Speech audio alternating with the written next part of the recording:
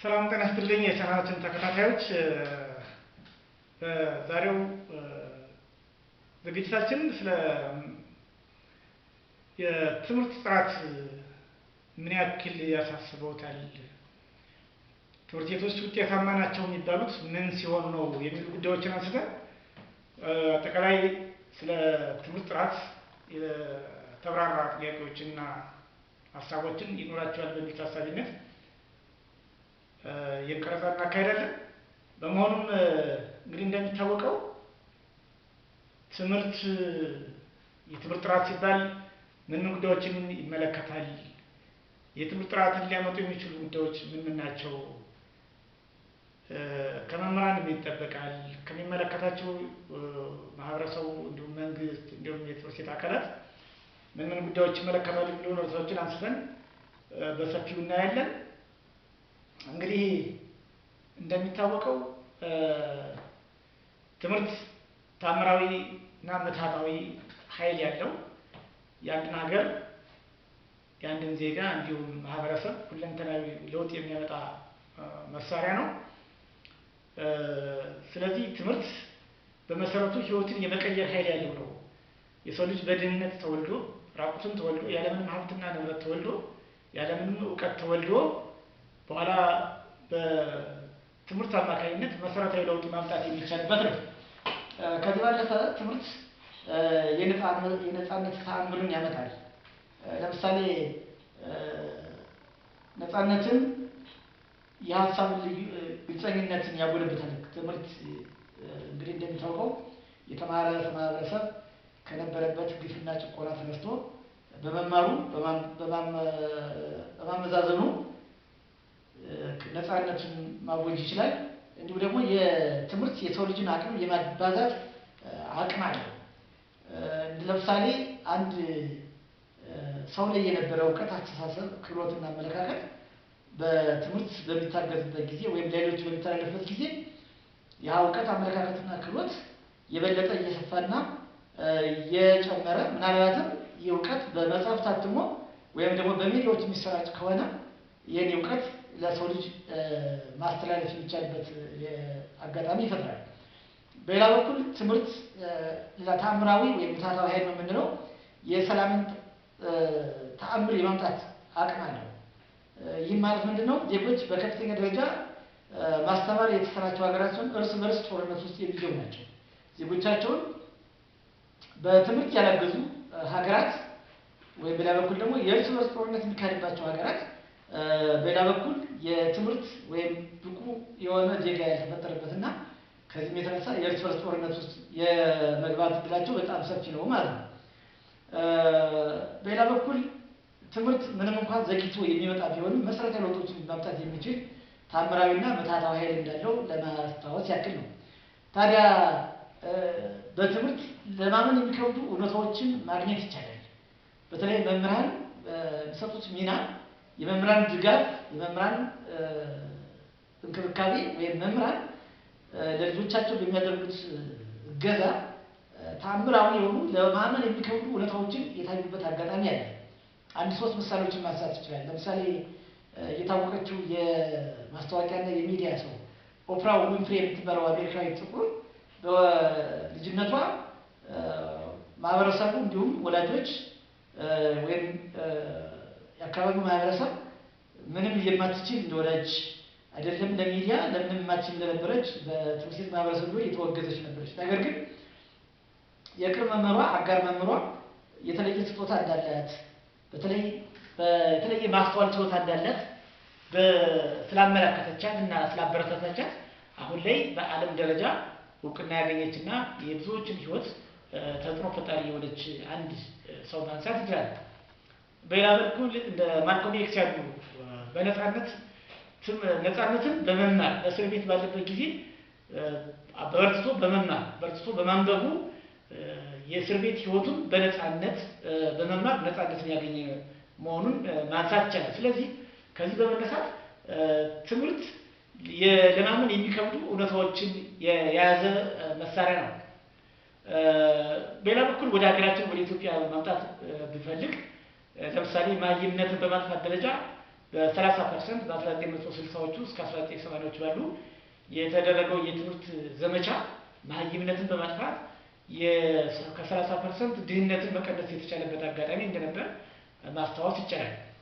ሌላ በኩል ወደ ፊንላንድ ብንሄድ እንኳን የመምህራንን ወደ ብሔራዊ ጀግኖች መምህሮቻቸውን ወደ ብሔራዊ ጀግኖች በመቀየር አገሪቱን ትንሿን ሀገር በትምህርት የሱፐር ፓወር የሆነች ሀገር እንድትሆንና በአሁኑ ሰዓት ከፍተኛ ተጽዕኖ ፈጣሪ የሆነች ሀገር እንደሆነች አድርገዋታል። በሌላ በኩል ከዚህ ጋር በተያያዘ ግን ምናልባት እንደው ቢነሳ ብዬ የማስበው አንዳንድ ትምህርት ቤቶች ወይም ተቋማት የያዙት ስምና ተግባራቸው የማይገናኝ አለ። ለምሳሌ አፄ ምኒልክ ትምህርት ቤት፣ ዳግማዊ ቴዎድሮስ ትምህርት ቤት ተብሎ የያዙት ስማቸውና ዝናቸው ወይም መለያቸው ትልቅ ሆኖ ተግባራቸውና የትምህርት ቤት ውጤታማነታቸው ሲታይ ስምና ተግባራቸው የተለያየ ሆኖ እናገኛለን። ከዚህ ቀጥለን የምናየው ደግሞ ትምህርት እና መምህራን ድሮ አሁንና ወደፊት ምን ይሆናል። ስለዚህ እንግዲህ አንድ ትምህርት ያንድ ማህበረሰብ አሁናዊ እና የወደፊት እጣ ፈንታ የሚወስን ነው ካለ መምህራን እና ትምህርት ድሮ ምን ይመስል ነበር፣ አሁንስ ምን ይመስላል፣ ወደፊት ምን ይመስላል የሚለውን ለማየት እንሞክራለን። የቀደም መምህራን እና ትምህርት የሚሰጠው መምህራን የእውቀት ጠባቂዎች፣ የማህበረሰብ ገንቢዎች ናቸው። ስለዚህ ትምህርቱም የሚሰጠው ለተወሰኑ የማህበረሰብ ክፍል ወይም ምናልባትም ለመሳፍንቱ፣ ለከበርቴው ወይም ከፍተኛ ደረጃ ያሉ የማህበረሰብ ክፍሎች የሚሰጡ ስለነበረ ይሄኛው ለሁሉም የሚዳረስ አይደለም። ወደ አሁን ላይ ወይ ቅርብ ጊዜ ያለውን ወይም ከ1980ዎቹ አካባቢ ያለውን በተለይ እንደ ኢትዮጵያ ተጨባጭ ሁኔታ ትምህርት ለሁሉም በማድረግ ቀድሞ ይሰጥ የነበረው ለተወሰኑ ማህበረሰብ ይሰጥ የነበረው ትምህርት አሁን ትምህርት ለሁሉም እንዲዳረስ ተደርጓል።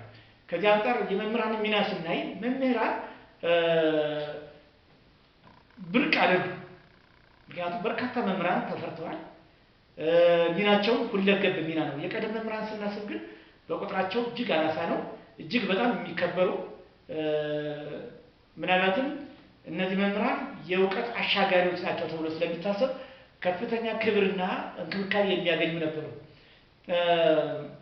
የወደፊት መምህራን ምን ይመስላል ብለን ካሰብን የወደፊት መምህራን እንግዲህ ከተማሪዎች አንጻር ስናያቸው ወደፊት በቴክኖሎጂ በተለይ በአርቲፊሻል ኢንተለጀንስ አማካኝነት ተማሪዎች የራሳቸውን ትምህርት በራሳቸው ፍላጎት ወይም ደግሞ እያንዳንዱ ተማሪ የራሱን የእውቀት ጥማት፣ የክህሎት ክፍተት እንዲሁም የአመለካከት መዛነፍ የሚፈታው ራሱን ወይም ግለሰብ ተኮር የሆነ የትምህርት አሰጣጥ ሂደት ይኖራል ተብሎ ይታሰባል። ይህ በአንዳንድ አካባቢዎች የተጀመረ የትምህርት ስርዓት ነው። ስለዚህ የእኛም የትምህርት ስርዓት ከዚህ አንጻር ተነስተን እስካሁን የነበረው የትምህርት ስርዓት ምን ይመስላል፣ የመምህራን ሚና ወይም ያላቸው እንክብካቤ ምን ይመስል ነበረ፣ በአሁኑ ሰዓት ያሉ ምንድን ይመስላሉ፣ ወደፊት ምን መሆን አለበት የሚለውን በትኩረት መያዝ ያስፈልጋል። ስለዚህ የትምህርት ቤቶች ውጤታማነት ወይም የትምህርት ጥራት ይመጣል ተብሎ ከታሰበ አሁን ያሉ የትምህርት ሁኔታ፣ የመምህራን ሁኔታ ወደፊት ሊኖር ከሚችለው የትምህርት ሁኔታና የአጠቃላይ ዓለማዊ ሁኔታዎችን ታሳቢ ማድረግ የመምህራን አቅምና የትምህርት ቤት ሁኔታዎችን ማሟላት ይጠይቃል ማለት ነው። በሌላ በኩል ተማሪዎችን ማንሳት ያስፈልጋል። እንግዲህ ምክንያቱም የአንድ ትምህርት ዋና መዳረሻው ትምህርት ቤት ወይም መምህራን ዋና መዳረሻቸው ግባቸው የተማሪዎችን ሁለንተናዊ ብቃት ማፍራት ከሆነ ተማሪዎች ምን ይመስላሉ ብለን ማየት ያስፈልጋል ብዬ አምናለሁ። ለምሳሌ ያክል የቀድሞ ተማሪዎች ምን ይመስላሉ ከተባለ ብዙውን ጊዜ ለአንድ አስተማሪ እንደ ደቀ መዝሙር ይታይ ነበር። ያን አንድ ተማሪ የአንድ አስተማሪ ተማሪ ተርጎ ይወሰድ ነበር። ለምሳሌ እንደነ ፕላቶ የሶቅራጥስ ተማሪ ነበር። ስለዚህ የቀድሞ ተማሪዎች የሚማሩት ከአንድ መምህራቸው የዚያን መምህር እውቀት እና ክህሎት መቅዳት ነበር ማለት ነው። ወደ አሁኑ ዘመን ወደ መካከለኛው ዘመን ስንመጣ ደግሞ ተማሪዎች በጋራ ተደራጅተው በትምህርት ቤት በቡድን የሚማሩበት ሁኔታ ያለ ሲሆን ወደፊት ተማሪዎች እንዴት ይማራሉ ካልን ከሚመጣው የዓለም ተጨባጭ ሁኔታና ከቴክኖሎጂ አንጻር ተማሪዎች በዲጂታል ዓለም የተወለዱ ሲሆኑ ፈጣን እውቀት አቅርቦት ያለው ዓለም ስላሉ ዓለም አቀፋዊ ግንዛቤዎችን የሚማሩ ይሆናሉ ማለት ነው። ስለዚህ ትምህርት በድንበር የታጠረ አይሆንም።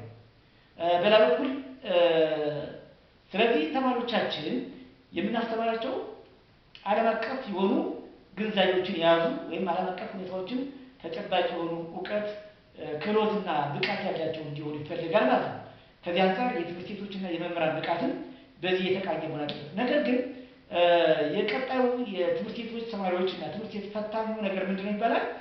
የአርቲፊሻል ኢንተለጀንስ የሚያመጣው የስራ ለውጥ የስራ አጥነትና ራሳቸውን የመግለጽ ችግር ያመጣል ተብሎ ይሰጋል። ያም ሆነ ይህ አይቀሬ ነው። የትምህርት ቴክኖሎጂን መጠቀም አስገዳጅና አይቀሬ ስለሆነ ምንም እንኳን የሰው ሰራሽ አስተውሎት መምጣቱ የራሱ የሆነ ደካማ ጎን ሊኖረው ቢችልም ወደ አይቀሬው ለውጥ መግባት ግን የግድ ይለናል ማለት ነው። ከዛ ውጭ ደግሞ ወደፊት አንድ ችግር ነው ተብሎ የሚወሰደው የሰልጣኞች ወይም ተማሪዎች የሚኖራቸው የስራ ዓለም ዝግጁነት እጅግ እንደስካሁኑ ከነበሩት የትምህርት ስርዓቶች ጋር ሲነጻጸር ያን ያክል ነው ተብሎ ይወሰዳል። አሁን በቀጥታ እንሄደው ታዲያ እንደዚህ ከሆነ የቀደመ መምህራንና ትምህርት ሁኔታዎች ምን ይመስላሉ? የወደፊቱስ ምን ይመስላሉ? አሁን ያሉት የትምህርት ስርዓት እና ተማሪዎች ምን ይመስላሉ ብለው ካየን ቀጥለን የምናየው የመምህራን ሚና ምንድን ነው መሆን ያለባቸው የሚሉት 7-8 ጉዳዮችን ያለን። የመጀመሪያው የመምህራን ሚና የሚሆነው ወይም የመምህራን ተግባር ምንድን ነው ከተባለ እውቀት ገንቢዎች ናቸው። መምህራን እውቀትን የሚያስተላልፉ ከሁሉም በላይ ደግሞ የማወቅ ጉጉትን የሚያቀጣጥሉ አካላት ናቸው። ስለዚህ እውቀት አሁን በፊት በቤተ መጻሕፍት ውስጥ ወይም በመጽሐፍት ውስጥ ከነበሩት ይልቅ መምህራን የልጆቻቸውን የተማሪዎቻቸውን የመማር ፍላጎት በማነሳሳት የማወቅ ጉጉታቸውን የሚያቀጣጥሉ ናቸው። ሌላ በኩል የችሎታ አሰልጣኞች ናቸው ወይም ስኪል ትሬነር ናቸው። ስለዚህ አቅምን ወደ ችሎታ ወይም ወደ ብቃት የሚለውጡ ናቸው ማለት ነው። እንግዲህ አቅም የእውቀት የአመለካከትና የክህሎት። ስለዚህ ይህ አቅም ወይም ብቃት ወደ ችሎታ ወይም ወደ ተግባር የሚገለጽ ወይም ወደ ተግባር የሚለወጥ ወደ ውጤት ሊያመጣ የሚችል በተግባር የሚገለጽ እውቀት፣ አመለካከትና ክህሎት ወይም ጥበብ የሚቀይሩ ናቸው ማለት ነው። ሌላው ሶስተኛው ሚናቸው የባህሪ ቀራጮች ናቸው ወይም ቢሄቪራል አሰሰርስ ይባላል። እንግዲህ የአንድን ትውልድ ስነ ምግባር ወይም ደግሞ አጠቃላይ ህሊና ብልሃቶችን የሚቀርጹ ናቸው። ስለዚህ በአጠቃላይ የመምህራን ሚና ምንድነው? ትውልድን መቅረጽ ነው ብሎ መውሰድ ይቻላል። በሌላ በኩል አራተኛው ሚናቸው ምንድነው? ሜንተር ኤንድ ሊደር